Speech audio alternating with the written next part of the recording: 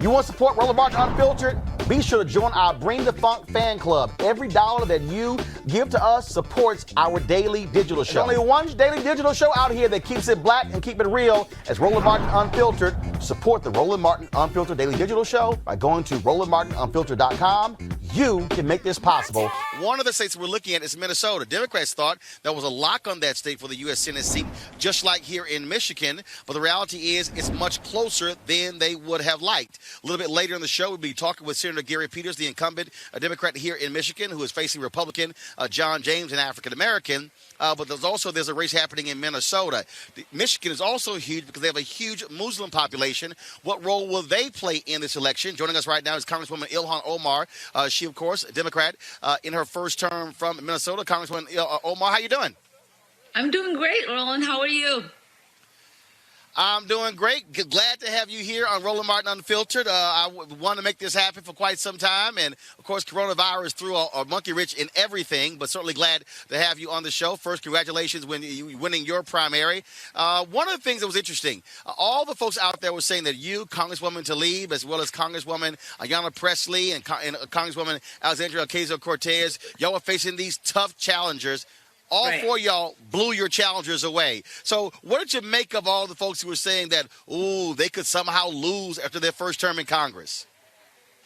I think many people, were convinced that our elections were sort of a fluke, something of an accident. I don't think they understood how much we resonated with the districts and the people that we represented.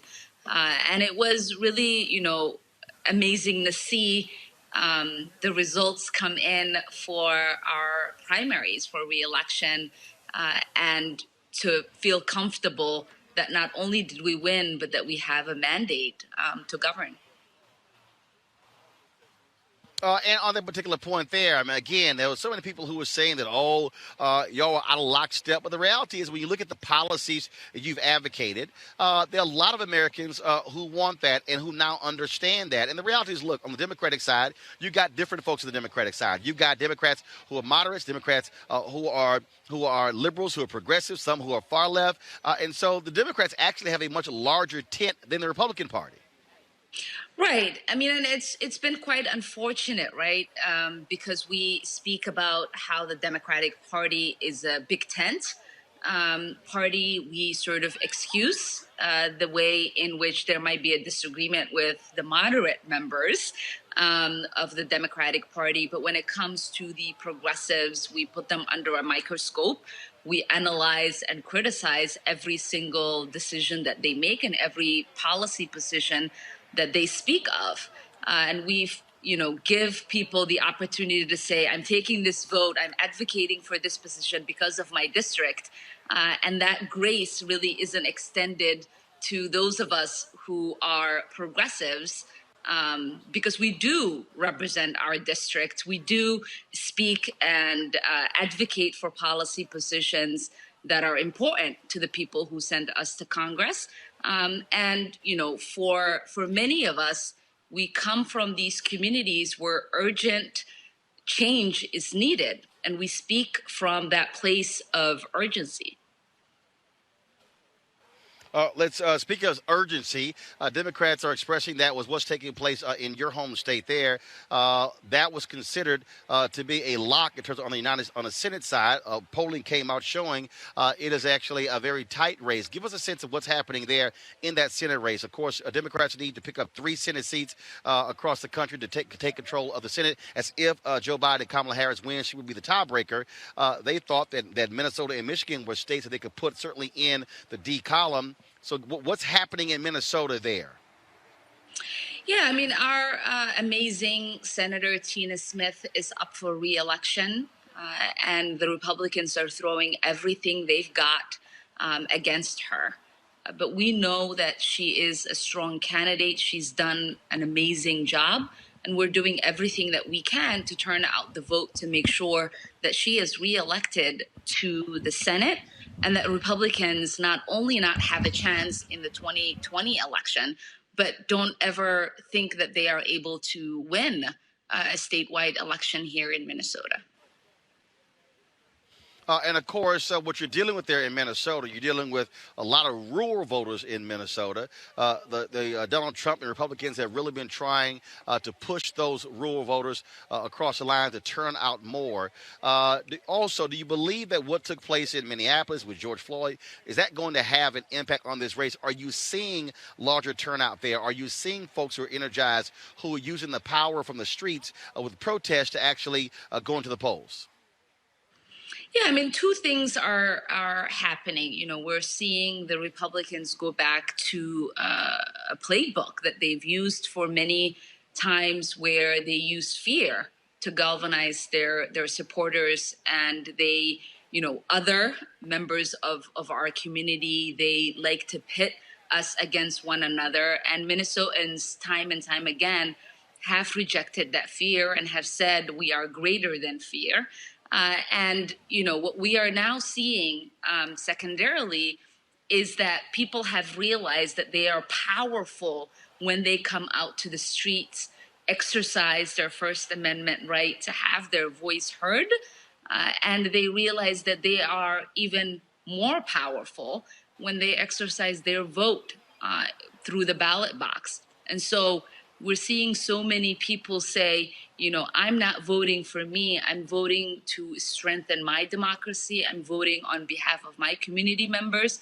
I'm voting because of the love that I have for the things that I want to see changed. Last question for you. I'm here in Michigan, where they also have a tough Senate race with Senator Gary Peters running against Black Republican John James. Michigan has a huge Muslim population. A lot of people may not realize in 2000, Grover Norquist was the one who was responsible for really coordinating them and rallying them behind then Texas Governor George W. Bush. How do you believe Trump's attacks out of the gate when he was in the first month with the Muslim ban, how do you believe that is playing in Muslim communities in Michigan, in your state, and across the country?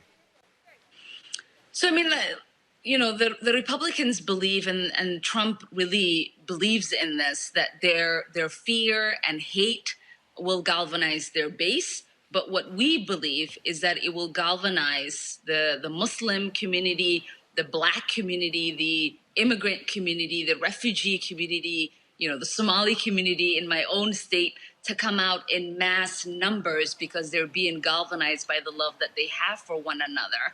What we saw in 2016 is that 80,000 votes propelled Trump into the presidency. Those were votes that were cast in Michigan, in Pennsylvania, in Wisconsin.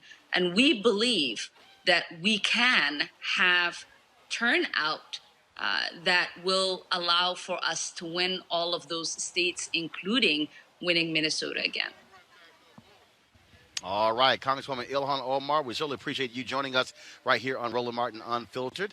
Always good to see you, and certainly, again, congratulations on winning your primary. You should be coasting to an easy victory on Tuesday night. Thank you. All right, folks, back to our Roland Martin Unfiltered video in just one moment.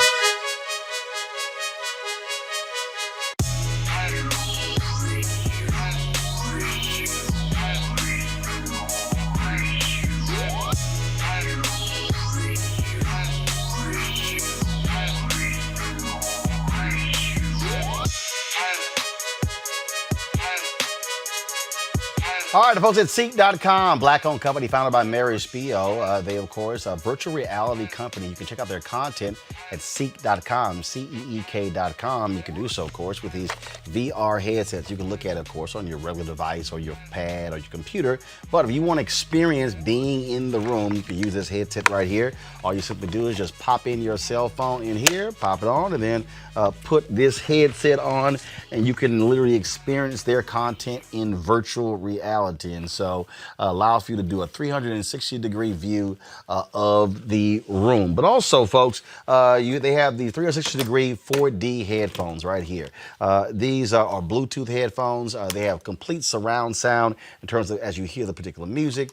Gamers love them as well when they're playing their games. And so it's just phenomenal bass in these headphones as well. You can get one or both devices at Ceek.com using this promo code RMVIP. VIP 2020 RMVIP 2020. So we certainly thank the folks at Ceek.com for being a partner with us here at Roland Martin Unfiltered. All right.